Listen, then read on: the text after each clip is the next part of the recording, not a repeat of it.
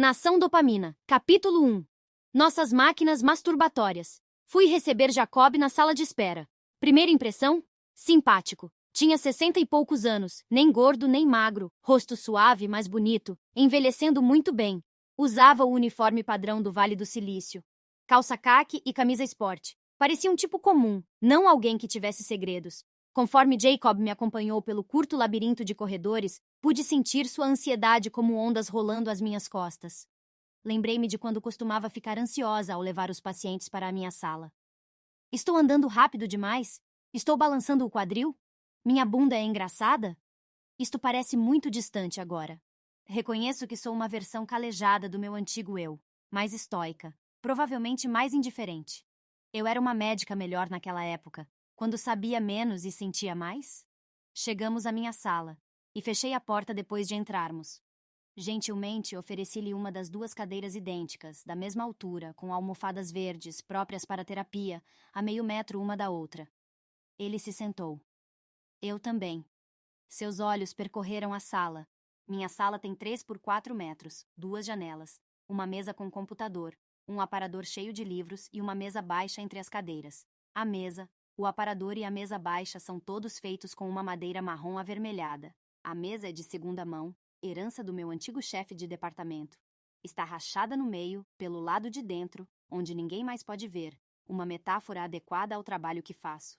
Em cima da mesa, há 10 pilhas separadas de papel, perfeitamente alinhadas, como um acordeão. Disseram-me que isto dá uma aparência de eficiência e organização. A decoração da parede é uma miscelânea, os diplomas necessários, a maioria sem moldura, preguiça demais, um desenho de um gato que achei no lixo do meu vizinho, peguei por causa da moldura, mas mantive por causa do gato. Uma tapeçaria multicolorida de crianças brincando dentro e em volta de templos, relíquia do tempo em que ensinava inglês na China, nos meus 20 anos. A tapeçaria tem uma mancha de café, mas só é visível se você souber o que está procurando, como um Rorschach.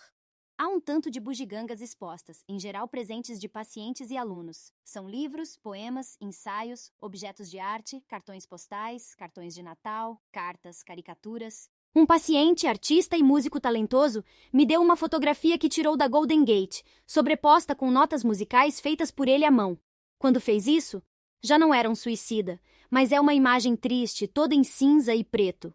Outro paciente, uma bela jovem constrangida por rugas que só ela via e que nenhuma quantidade de botox conseguia apagar, deu-me uma jarra de barro para a água, grande o bastante para servir 10 pessoas. À esquerda do meu computador, tem uma pequena gravura de Albrecht Dürer, Melancolia. No desenho, a melancolia, personificada como uma mulher, está sentada em um banco, curvada, cercada pelas ferramentas negligenciadas da indústria e do tempo. Um paquímetro, uma balança, uma ampulheta, um martelo. Seu cachorro faminto, com as costelas destacando-se em seu corpo esquálido, espera pacientemente, e em vão, que ela se erga. À direita do meu computador, um anjo de barro de 12 centímetros, com asas forjadas em arame, estica os braços para o céu. A palavra coragem está gravada em seus pés. Foi presente de uma colega que estava esvaziando seu consultório. Um anjo de sobra. Vou levar. Sou grata por esta minha sala. Aqui, fico suspensa no tempo, existindo em um mundo de segredos e sonhos. Mas o espaço também é impregnado de tristeza e anseio. Quando os pacientes abandonam meu consultório, meus limites profissionais proíbem que eu os procure. Por mais real que seja o nosso relacionamento dentro da minha sala, ele não pode existir fora deste espaço. Se encontro meus pacientes no supermercado, hesito até em cumprimentá-los, por medo de me declarar um ser humano, com necessidades próprias. Imagina, comer para quê? Anos atrás, quando fazia residência em psiquiatria, vi meu supervisor de psicoterapia fora da sua sala pela primeira vez. Ele saiu de uma loja, usando uma capa e um chapéu fedora estilo Indiana Jones. Era como se tivesse acabado de sair da capa de um catálogo da J. Peterman. A experiência foi chocante. Tinha compartilhado com ele muitos detalhes íntimos da minha vida, e ele me aconselhara como faria com um paciente. Nunca havia pensado nele como alguém que usasse chapéu. Para mim, isso sugeria uma preocupação com a aparência pessoal, o que discordava da versão idealizada que tinha dele. Mas, acima de tudo, deixou-me atenta para o quanto poderia ser desconcertante meus próprios pacientes me verem fora da minha sala. Virei-me para Jacob e comecei. Em que posso ajudar? Outros começos que desenvolvi com o tempo incluem: me diga por que está aqui. O que te fez vir aqui hoje? E até, comece do começo, onde quer que ele tenha início para você. Jacob olhou-me demoradamente. Esperava que você fosse homem, disse com seu encorpado sotaque leste-europeu. Naquele momento soube que o assunto seria sexo. Por quê? Perguntei fingindo ignorância. Porque pode ser difícil para você, mulher, escutar meus problemas. Todo paciente é um pacote fechado. Um romance não lido, uma terra inexplorada. Certa vez, um paciente descreveu a sensação de escalar uma rocha. Quando ele está na parede, nada existe a não ser uma infinita superfície rochosa, justaposta à decisão limitada de onde colocar a seguir cada dedo do pé e da mão. A prática da psicoterapia não é diferente de escalar uma rocha. Mergulho na história, na narrativa e na repetição da narrativa, e o restante desaparece. Escutei muitas variações nas histórias do sofrimento humano, mas a história de Jacob me chocou. O que mais me perturbou foi o que ela sugeria sobre o mundo em que vivemos agora. O mundo onde nossos filhos estão vivendo. Jacob começou logo com uma lembrança de infância. Sem preâmbulos. Freud teria se orgulhado. A primeira vez que me masturbei, eu tinha 2 ou 3 anos, disse. A lembrança era viva para ele. Dava para perceber em seu rosto. Eu estou na lua, ele prosseguiu. Mas não é realmente na lua. Existe uma pessoa como um deus. E eu tenho uma experiência sexual que não reconheço. Infiro que lua signifique algo como o abismo. Nenhum lugar e todos os lugares simultaneamente. Mas e quanto a Deus? Nós não estamos todos almejando algo além de nós mesmos? Em sua fase escolar, ainda criança, Jacob era um sonhador. Botões da roupa fora de ordem, mãos e mangas sujos de giz. O primeiro a olhar pela janela durante as aulas, o último a sair da classe para ir embora. Aos 8 anos, ele se masturbava regularmente, às vezes sozinho, às vezes com o melhor amigo. Eles ainda não tinham aprendido a sentir vergonha. Mas depois da primeira comunhão, ele despertou para a ideia de masturbação como um pecado mortal. Dali por diante, só se masturbava sozinho e visitava o padre da igreja católica local todas as sextas-feiras para se confessar. Eu me masturbo, cochichava pela abertura de treliça do confessionário. Quantas vezes? Perguntava o padre. Todos os dias. Não faça mais isto. Jacob parou de falar e olhou para mim. Trocamos um leve sorriso de entendimento. Se tais conselhos diretos resolvessem o problema, eu estaria desempregada. Jacob, o menino, estava determinado a obedecer, a ser bom. Então fechava os punhos e não se tocava ali. Mas sua decisão só durava 2 ou 3 dias. Este foi o começo da minha vida dupla, ele disse. O termo vida dupla é tão familiar para mim quanto elevação do segmento ST para o cardiologista, estágio 4 para o oncologista e hemoglobina A1C para o endocrinologista. Ele se refere ao envolvimento secreto de um dependente com as drogas, o álcool ou outros comportamentos compulsivos, escondidos da vista dos outros e até, em alguns casos, deles mesmos. Ao longo da adolescência, Jacob voltava da escola, ia para o sótão e se masturbava perante um desenho da deusa grega Afrodite que tinha copiado de um livro didático e escondido entre as tábuas do assoalho. Mais tarde, olharia para este período da sua vida como uma época de inocência. Aos 18 anos, foi morar na cidade com a irmã mais velha, para estudar física e engenharia na universidade local. A irmã passava grande parte do dia trabalhando e, pela primeira vez na vida, ele ficava sozinho por longos períodos. Sentia-se solitário. Então, decidi fazer uma máquina... Uma máquina? Perguntei, sentando-me um pouco mais reta. Uma máquina de masturbação. Hesitei. Entendo. Como ela funcionava? Conecto um bastão de metal a um toca-discos. A outra ponta conecto a uma mola de metal, que envolvo com um pano macio. Ele fez um desenho para me mostrar. Coloco o pano e a bobina em volta do meu pênis. Disse, pronunciando pênis como se fossem 2 palavras. Pen, como caneta em inglês, e Ness, como o monstro do lago Ness. Senti vontade de rir, mas, depois de um momento de reflexão, percebi que essa vontade era um disfarce para algo mais. Eu estava com medo. Tive medo de que, depois de convidá-lo a se abrir comigo, não fosse capaz de ajudá-lo. Conforme o toca-discos vai girando, ele disse, a mola sobe e desce. Ajusto a velocidade da mola, ajustando a velocidade do toca-discos. Tenho 3 velocidades diferentes. Assim chego ao limite, muitas vezes sem ultrapassá-lo. Também aprendo que fumar um cigarro ao mesmo tempo me traz de volta do limite. Então uso este truque. Através desse método de microajustes, Jacob conseguia se manter num estado de pré-orgasmo durante horas. Isso, ele disse, confirmando com a cabeça, é muito viciante. Jacob masturbava-se várias horas por dia usando sua máquina. Para ele, o prazer era inigualável. Jurava que iria parar. Escondia a máquina no alto de um armário ou desmontava-a completamente, jogando fora as peças. Mas 1 ou 2 dias depois, pegava as peças no armário ou as tirava da lata de lixo, remontava-as e recomeçava. Talvez você sinta repulsa pela máquina de masturbação de Jacob, como senti na primeira vez em que ouvi falar nela. Talvez você a considere uma espécie de perversão extrema, além da experiência cotidiana, com pouca ou nenhuma relevância para você e a sua vida. Mas se fizermos isso, você e eu perderemos a oportunidade de apreciar algo crucial sobre a maneira como vivemos agora. De certa maneira, estamos todos envolvidos em nossas próprias máquinas masturbatórias. Quando eu tinha uns 40 anos, desenvolvi uma ligação insalubre com romances baratos. A porta de entrada para essa droga foi Crepúsculo, um romance paranormal sobre vampiros adolescentes. Me sentia bem constrangida por estar lendo aquilo, mais ainda por admitir que estava fascinada pelo livro. Crepúsculo bate naquele ponto entre uma história de amor, suspense e fantasia, a escapatória perfeita para mim, que fazia a curva para a meia-idade. Eu não estava só. Milhões de mulheres da minha idade estavam lendo e se entusiasmando com Crepúsculo. Não havia nada em comum no fato em si de eu estar envolvida com um livro. Toda a minha vida, fui leitora.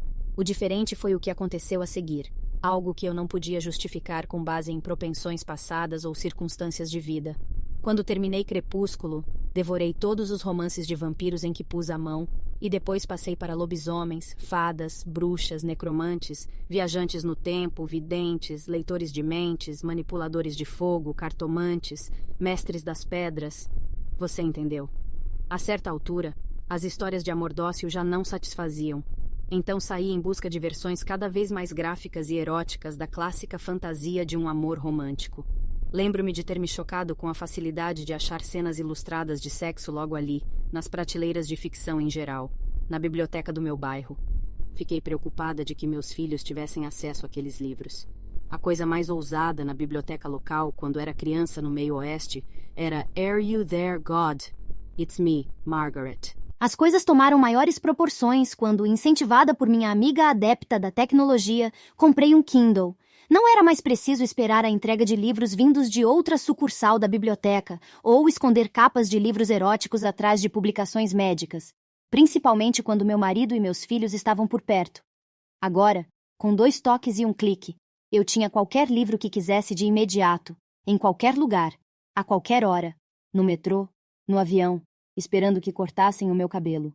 Podia percorrer com a mesma facilidade Febre Negra, de Karen Marie Monin, e Crime e Castigo, de Dostoiévski. Procurava opções cada vez mais baratas, até chegar às gratuitas. Como todo traficante, a Amazon sabe o valor de uma amostra grátis.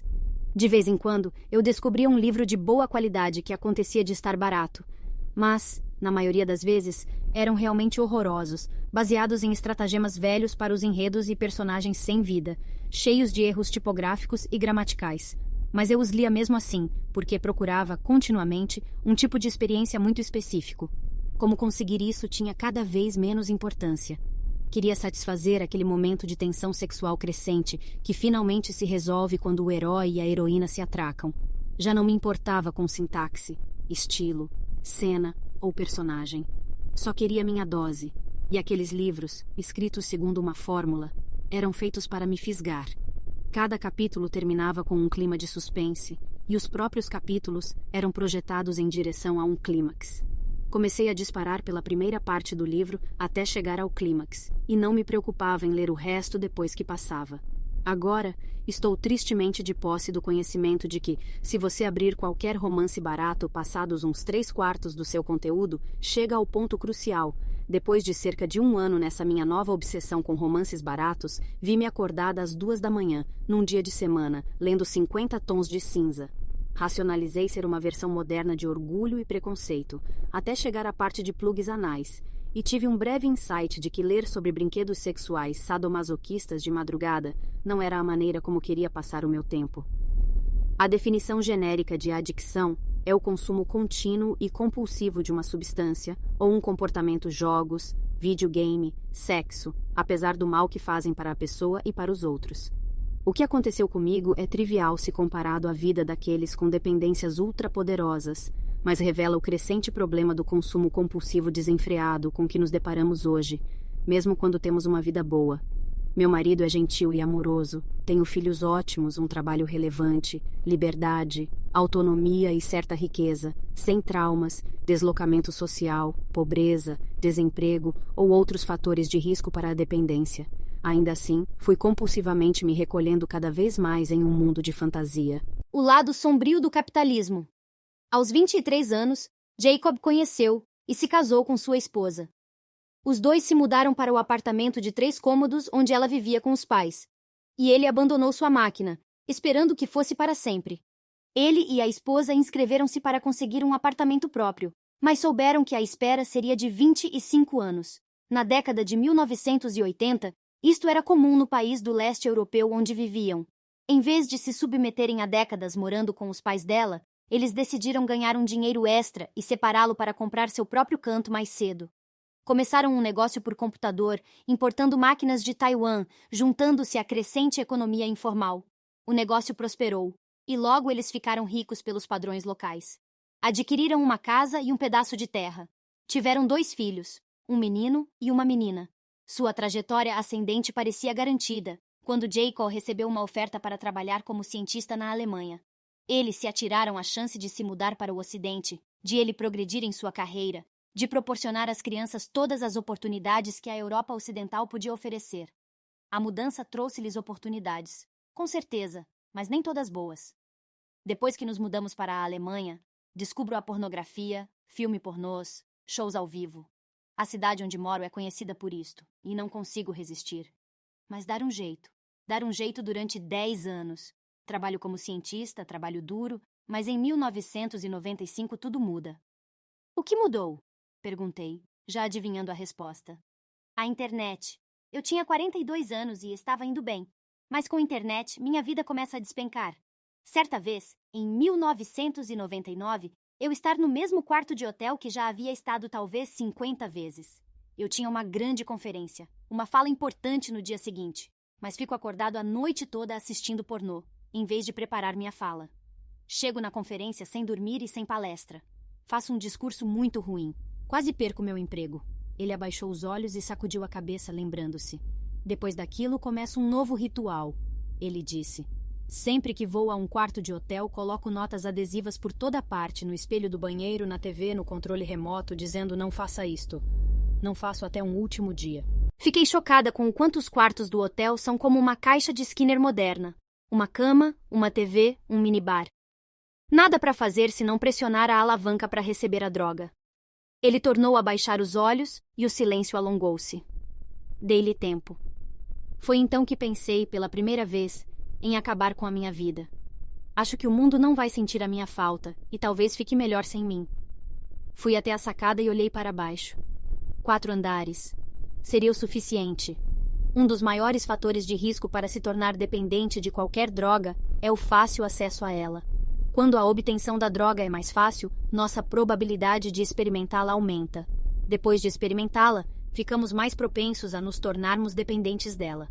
A atual epidemia de opioides nos Estados Unidos é um exemplo trágico e irrefutável deste fato. A quadruplicação de opioides prescritos nos Estados Unidos, oxicodona, hidrocodona, fentanil, entre 1999 e 2012, aliada à sua ampla distribuição em cada canto da América, levou a taxas crescentes de dependência de opioides e de mortes relacionadas. Uma força-tarefa, designada pela Associação de Escolas e Programas de Saúde Pública, Association of Schools and Programs of Public Health, ASPPH, publicou um relatório em 1º de novembro de 2019 concluindo que a tremenda expansão do suprimento de fortes opioides vendidos sob receita médica, de alta potência, bem como de efeito prolongado, levou ao aumento em escala da dependência desses opioides e à transição de muitos para opioides ilícitos, incluindo fentanil e seus análogos, o que levou a um aumento exponencial de overdoses. O relatório também afirmou que o transtorno do uso de opioides é causado pelas repetidas exposições a opioides. Da mesma maneira, a A diminuição do fornecimento de substâncias adictivas diminui a exposição e o risco de dependência e males relacionados. Um experimento natural no século passado, para testar e provar esta hipótese, foi a Lei Seca, um banimento constitucional de alcance nacional sobre a produção, a importação, o transporte e a venda de bebidas alcoólicas nos Estados Unidos de 1920 a 1933. A lei seca levou a uma redução acentuada do número de consumidores e potenciais dependentes do álcool. As taxas de embriaguez pública e de incidência de doenças hepáticas relacionadas ao álcool caíram pela metade durante esse período, na ausência de novos remédios para tratar dependência. Claro, houve consequências imprevistas, como a criação de um grande mercado clandestino a cargo de gangues criminosas, mas o impacto positivo da lei seca no consumo de álcool e a morbidez a ele relacionada é amplamente subestimado. Os reduzidos efeitos da bebida, resultantes da lei seca, persistiram nos 30 anos subsequentes. Na década de 1950, à medida que o álcool passou a ser, novamente, mais acessível, seu consumo aumentou progressivamente. Na década de 1999, a porcentagem de estadunidenses que bebiam álcool aumentou quase 50%, enquanto a bebedeira de alto risco aumentou 15%. Entre 2002 e 2003, a dependência alcoólica diagnosticável subiu 50% nos adultos mais velhos, acima de 65 anos, e 84% nas mulheres, dois grupos demográficos que antes eram relativamente imunes a esse problema. Sem dúvida, o acesso mais amplo não é o único risco para a dependência.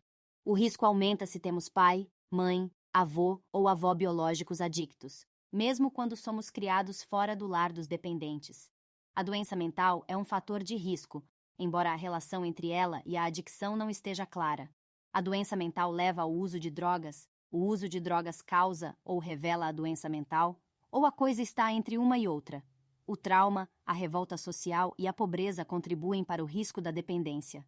As drogas passam a ser um meio de lidar e conduzir a mudanças epigenéticas, mudanças transmissíveis às cadeias de DNA fora dos pares básicos herdados, afetando a expressão genética tanto no indivíduo quanto em sua prole. Apesar desses fatores de risco, o maior acesso a substâncias adictivas pode ser o fator de risco mais importante para as pessoas modernas. O suprimento criou demanda, uma vez que todos nós caímos presas do vórtice de um uso compulsivo desenfreado.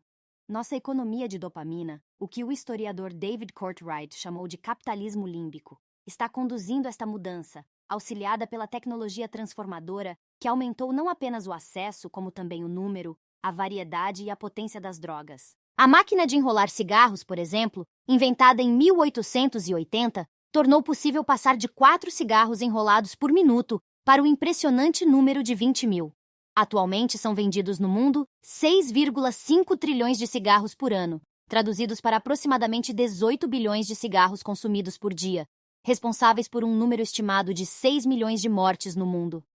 Em 1885, o alemão Friedrich Zerturner, enquanto trabalhava como aprendiz de farmácia, descobriu o analgésico morfina, um opioide alcaloide 10 vezes mais potente do que seu precursor, o ópio. Em 1853, o médico escocês Alexander Wood inventou a seringa hipodérmica.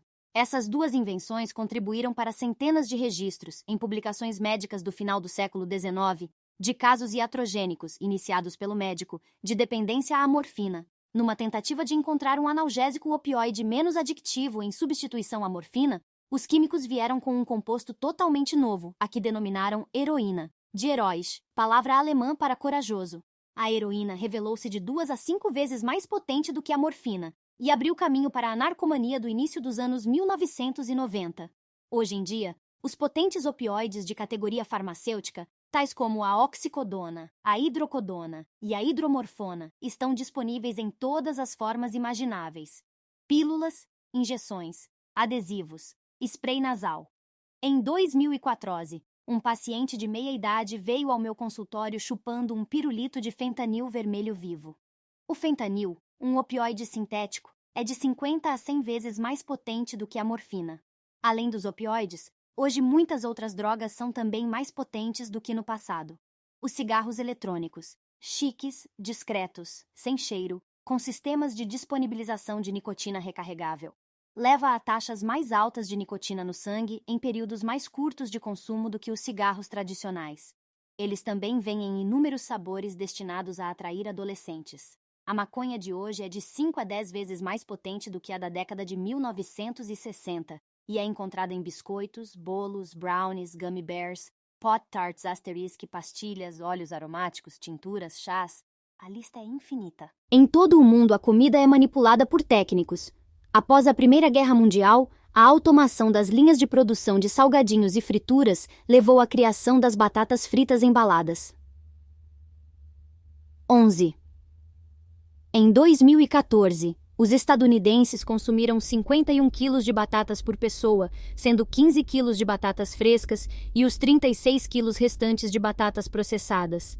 Quantidades imensas de açúcar, sal e gordura são acrescidas a grande parte dos alimentos que comemos, bem como milhares de sabores artificiais são incluídos para satisfazer nosso apetite moderno, por coisas como sorvete de rabanada, hibisque tailandesa de coco e tomate. Com acesso e potência crescentes, o polifármaco, ou seja, o uso de múltiplas drogas simultaneamente ou com grande proximidade, passou a ser a norma. Meu paciente Max achou mais fácil me mostrar um cronograma do seu uso de drogas do que explicá-lo para mim. Como se pode ver na ilustração a seguir, ele começou aos 17 anos com álcool, cigarros e maconha, Maria Joana. Aos 18, cheirava cocaína. Aos 19, mudou para oxicodona e alprazolam. Ao longo dos seus 20 anos, usou Percocet, fentanil, cetamina, LSD, PCP, DXM e MX, chegando à oximorfona, um opioide de classificação farmacêutica que o levou à heroína, que ele usou até me procurar, aos 30 anos. No total, ele passou por 14 drogas diferentes em pouco mais de uma década. Linha do tempo do uso de drogas. O mundo de hoje oferece um vasto complemento de drogas digitais que antes não existiam, ou, se existiam, agora estão acessíveis em plataformas que aumentaram exponencialmente sua potência e disponibilidade. Isto inclui pornografia online, jogos de azar e videogames, só para citar alguns. Além disso, a própria tecnologia é adictiva, com suas luzes pulsantes, seu estardalhaço musical, seu conteúdo ilimitado e a promessa com uma participação contínua de recompensas cada vez maiores. Minha própria progressão, de um romance açucarado de um vampiro relativamente domesticado para o que equivale à pornografia socialmente sancionada para mulheres, pode ser atribuída ao advento do leitor eletrônico. O ato de consumo por si só se tornou uma droga. Meu paciente Chi, um imigrante vietnamita, viu-se fisgado no ciclo de busca e compra de produtos online. Para ele, a euforia começava com a decisão do que comprar, continuava com a antecipação da entrega e culminava no momento em que ele abria o pacote. Infelizmente, a euforia não durava muito além do tempo que ele levava para arrancar a fita adesiva da Amazon e ver o que havia dentro. Seus cômodos estavam cheios de bens de consumo baratos e ele devia dezenas de milhares de dólares. Mesmo assim, não conseguia parar. Para manter o ciclo funcionando, passou a encomendar produtos ainda mais baratos, chaveiros, canecas, óculos escuros de plástico, devolvendo-os imediatamente após a entrega. A internet e o contágio social de Jacob decidiu não dar um fim à sua vida naquele dia, no hotel. Justamente na semana seguinte, sua esposa recebeu o diagnóstico de câncer cerebral. Eles voltaram à sua terra natal, e ele passou os 3 anos seguintes cuidando dela até ela morrer. Em 2001, aos 49 anos, ele se reaproximou da sua namorada dos tempos de escola e eles se casaram. Eu contara a ela antes de a gente se casar sobre meu problema, mas talvez eu tenha minimizado quando contar para ela. Jacob e sua nova esposa compraram uma casa juntos, em Seattle. Jacob viajava para trabalhar como cientista no Vale do Silício. Quanto mais tempo ele passava longe da esposa, mais retomava seus velhos padrões de pornografia e masturbação compulsiva. Eu nunca vejo pornografia quando estamos juntos, mas quando estou no Vale do Silício ou viajando e ela não estar comigo, aí eu vejo. Jacob fez uma pausa. Para ele, era claramente difícil abordar o assunto a seguir. Às vezes, quando mexo com eletricidade no meu trabalho, sinto alguma coisa nas mãos. Fico curioso. Começo a imaginar qual seria a sensação de tocar meu pênis com uma corrente elétrica. Então começo a pesquisar online e descubro toda uma comunidade de pessoas que usa estímulo elétrico.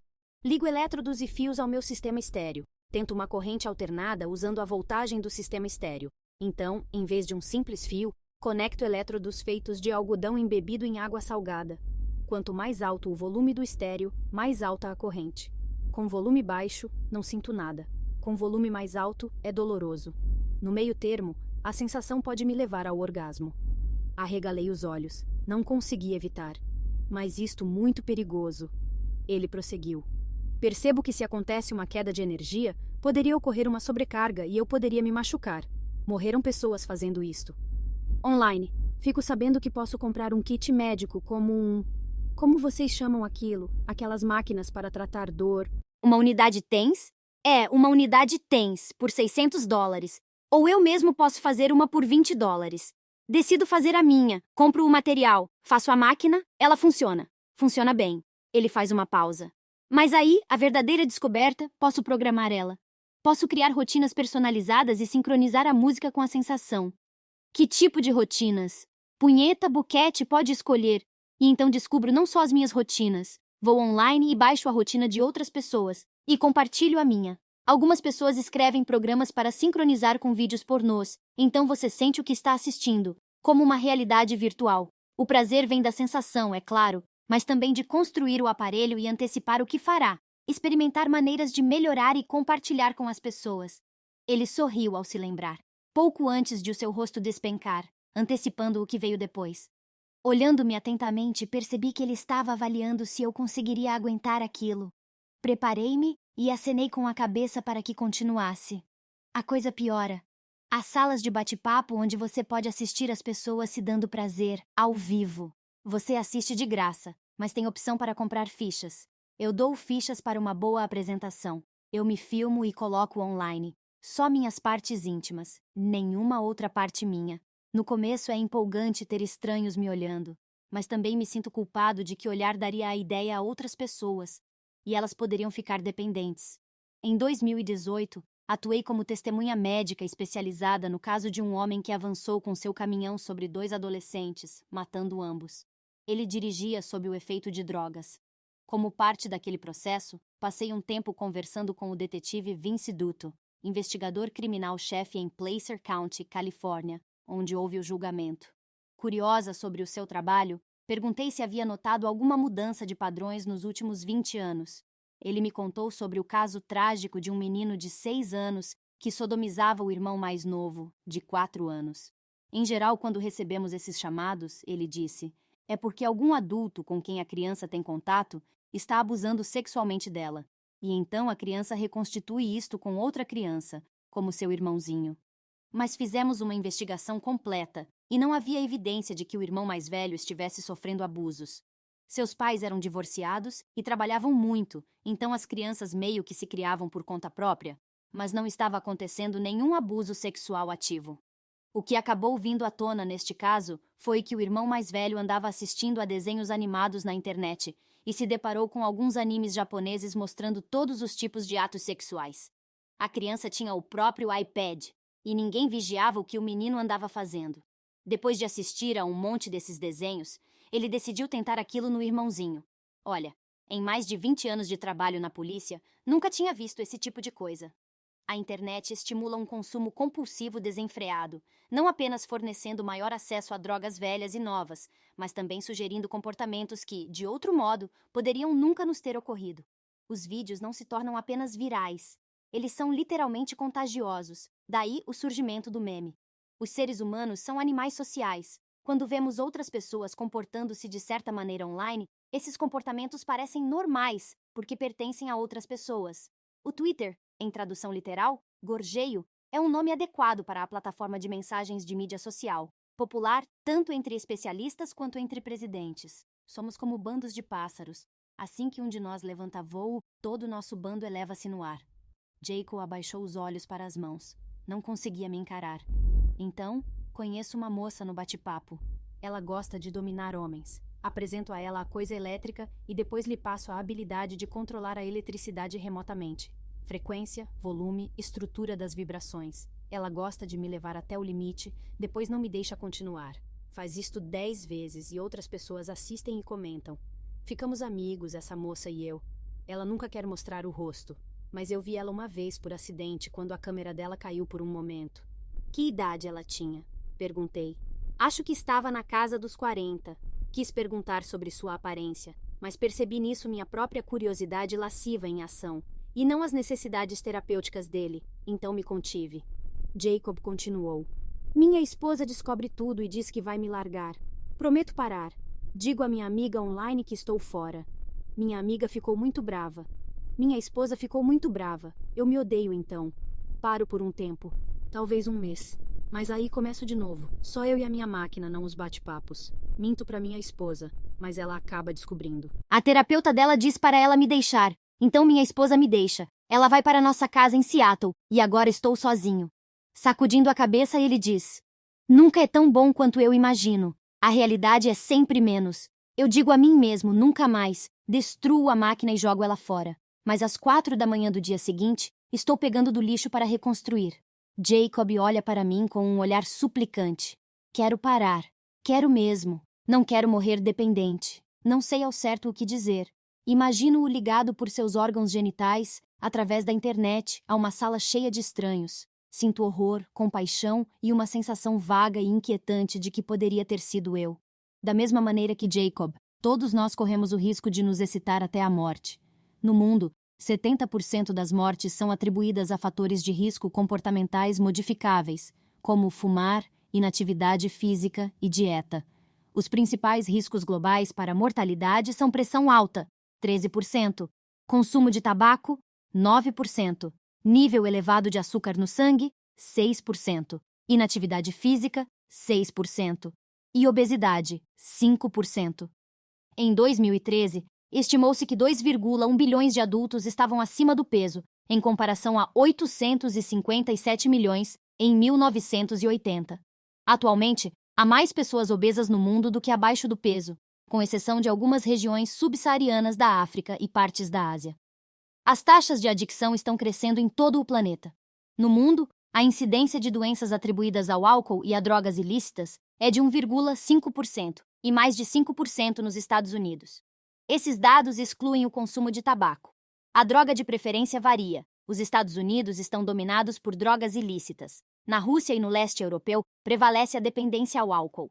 As mortes globais por dependência cresceram em todas as faixas etárias entre 1990 e 2017, com mais de metade das mortes ocorrendo em pessoas abaixo dos 50 anos. Os pobres e pouco instruídos, em especial os que moram em países ricos, são mais suscetíveis ao problema de hiperconsumo compulsivo.